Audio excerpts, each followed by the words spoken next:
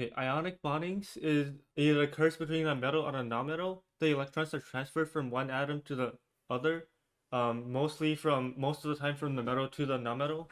The metals lose electrons and become positively charged. This is called cations. Nonmetals gain electrons and become negatively charged, which are called anions. The resulting ions are attracted to each other by electronic forces, forming an ionic bond. The ionic compounds have a high melting point and boiling point. Normally, are good conductors of electricity when dissolved in water or melted. In solid state, ions are arranged in repeating patterns called a crystal lattice. Ions in crystal lattice structures are held together by strong electrostatic forces. When an ionic compound is dissolved in water or melted, ions are free to move and can conduct electricity. Ionic bonding is responsible for many common compounds such as solid oxides and hydroxides. Covalent bonds, they occur between two nonmetals. Two atoms share electrons to form stable electron configurations. Each atom contributes to one or more electrons to the shared pair, forming a covalent bond.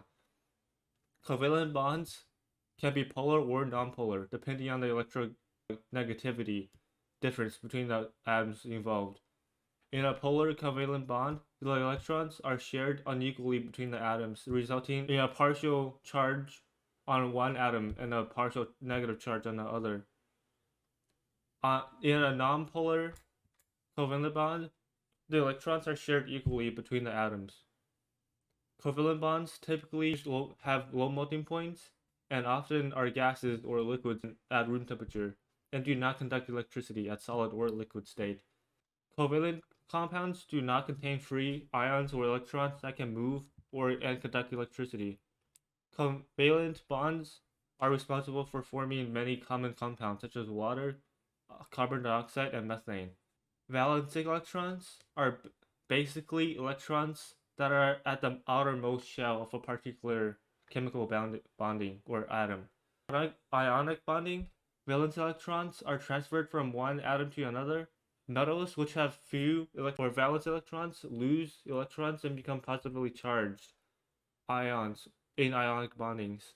Nonmetals which have many valence electrons gain electrons to become negatively charged ions in ionic bonding. The numbers of the number of electrons transferred from ionic bonding is determined by the difference in electronegativity between the atoms involved. In covalent bonds, valence electrons are shared between two atoms. Each atom contributes to one or more atoms to the shared pair, forming a covalent bond. The number of electrons shared in covalent bonding is determined by the number of valence electrons each atom has and needs in order to achieve a stable electron configuration. In metallic bonding, valence electrons are shared by all atoms in a metal. Valence electrons are delocalized, meaning they are not associated with any atom, but move freely through the metal lattice. As a result, the metals have a high electroconductivity and ductility. Valence electrons play a critical role in